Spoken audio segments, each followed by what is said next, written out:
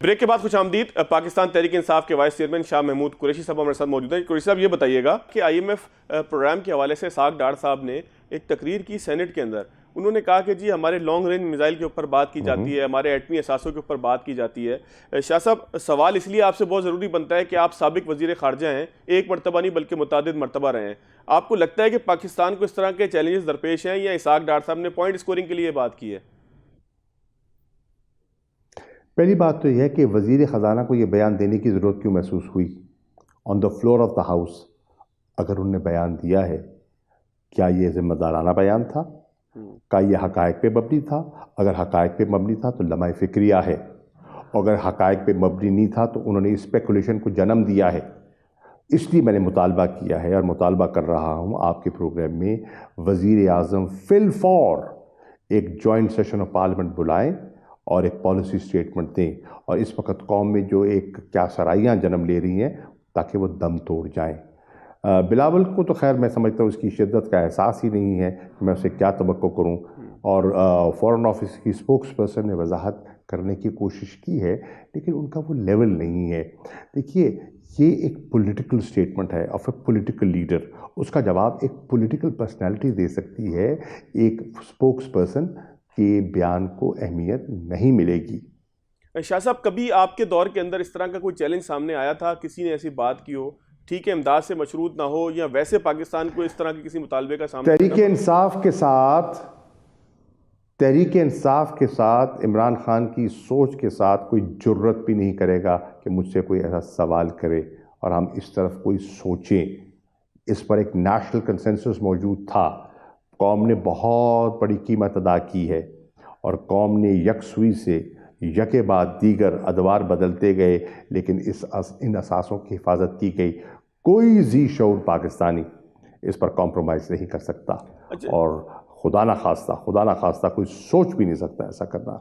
اچھا شاہ صاحب، ایک منٹ کے لیے اگر ہم تصور کریں کہ خدا نہ خواستہ پاکستان کو اس حوالے سے کوئی پریشر ہو، تو ٹھیک طریقہ آپ کو کیا لگتا ہے؟ کیا اس طریقے سے ایک تقریب جو ریلیونٹ بھی نہیں تھی وہاں پر کھڑے ہو کر جو ہے وہ اسحاق ڈار صاحب یہ بات کریں؟ پہلی بات، ہاں، تو اگر ایسی بات ہے جی تو وزیر اعظم کو پہلے وضاحت کرنی چاہیے، بالکل ٹھیک، وضاحت کرنی چاہیے، پارلیمنٹ کو قوم کو اعتماد میں لینا چاہیے، کیا ہے کہ نہیں، کیا اس پہ حقیقت ہے، کیا یہ پتنگ اڑائی جا رہی ہے، از اٹ کائٹ فلائنگ، یہ کیا ہے بتائیں نا۔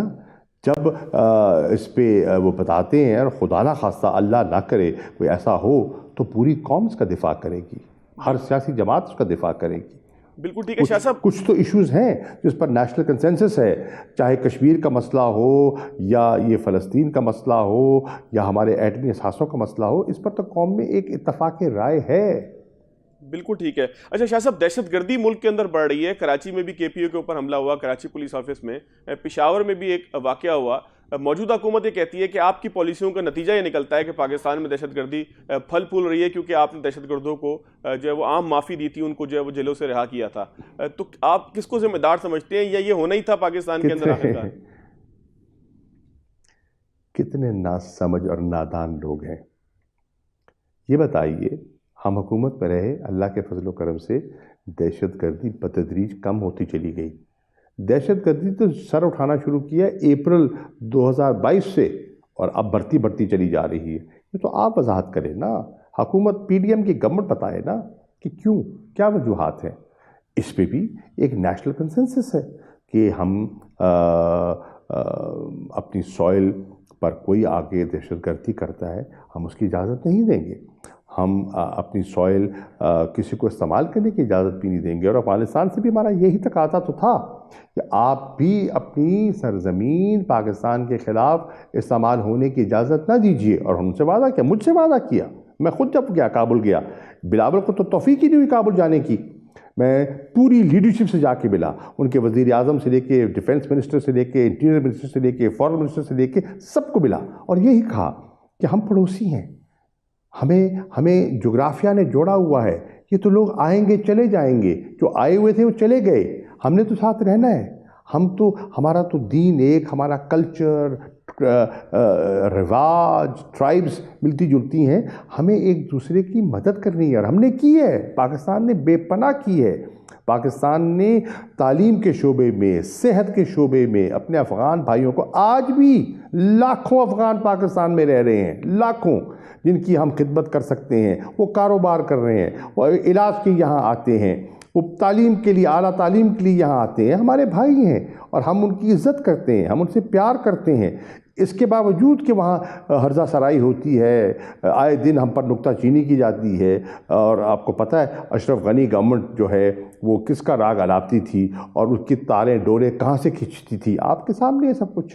بالکل ٹھیک ہے۔ اچھا، معیشت کے حوالے سے شاہ صاحب آپ کیا سمجھتے ہیں؟ پاکستان کو IMF پیکج میں اب تک، آج کے دن تک تو کم از کم جو ہے وہ پاکستان اسٹاف لیول معاہدہ نہیں کر پایا، یہ وزارت خزانہ کی ناکامی نظر آتی ہے، یا آپ کو لگتا ہے کہ خارجہ محاذ کے اوپر بھی کہیں پر ہماری پالیسیز میں کچھ ایسا معاملہ ہے کہ دنیا ہمارے ساتھ خوش نہیں ہے؟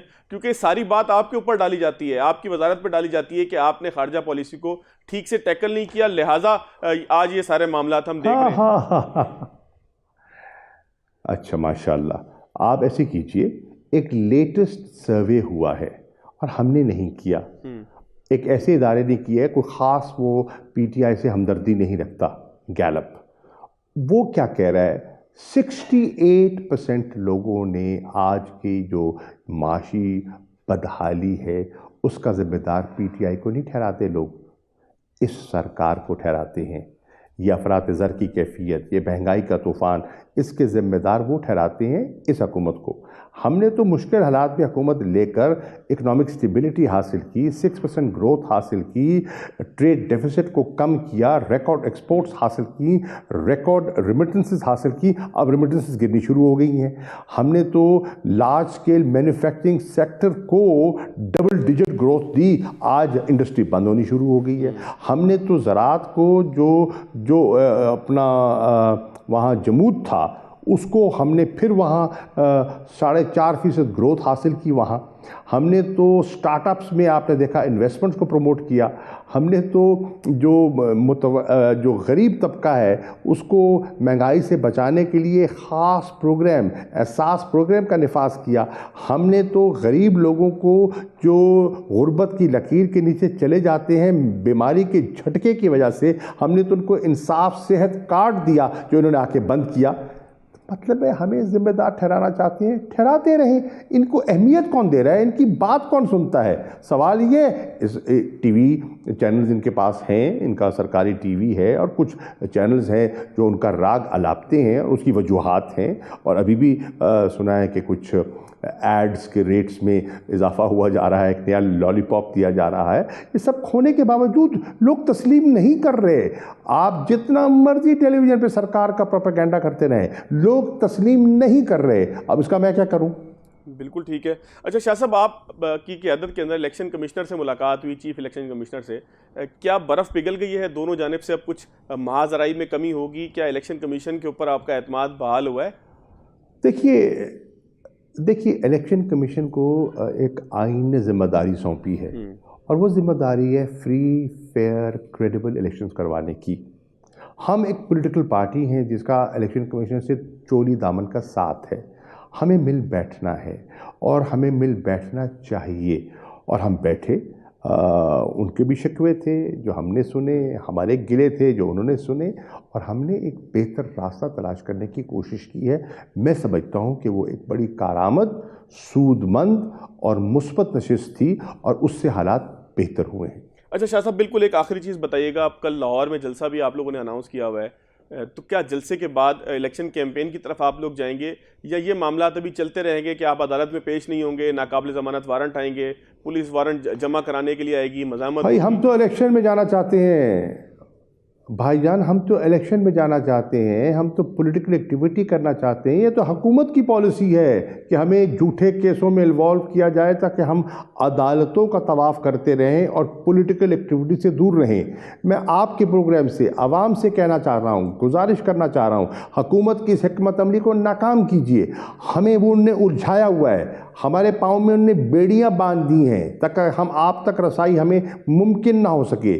ہماری ریلیز کو روکتے ہیں، ہمارے جلسوں کو روکتے ہیں، بہانے بناتے ہیں، ہم پہ کیسز لگائے ہوئے ہیں۔ اب میں اسلام آباد سے روانہ ہو رہا ہوں لاہور، کس لیے؟ جلسے کے لیے نہیں، پیشی کے لیے عدالت میں پیشی ہے، جھوٹے مقدمے میں مجھے ملوث کیا گیا ہے، اس میں پیشی کے لیے صبح 9 بجے مجھے جانا ہے عدالت. تو ایسی کیسز میں 94 کے قریب، اور اب نئے کچھ آ گئے ہیں تو سینچری کے قریب ہونے والی ہے، جو عمران خان پر مقدمات قائم کر دیے گئے ہیں. اس وقت تک 97 ہو گئے ہیں شاہ صاحب. 97 ہوئے نا. تو وہ میں سمجھتا ہوں کہ وہ سینچری کے قریب ہی آ گیا نا معاملہ. چلیں بہت شکریہ شاہ محمود قریشی صاحب ہمارے ساتھ موجود تھے. تمام ہی چیزوں کے اوپر ہماری بات ہوئی. آج کے پروگرام سے یاد دیجیے گا. اللہ حافظ.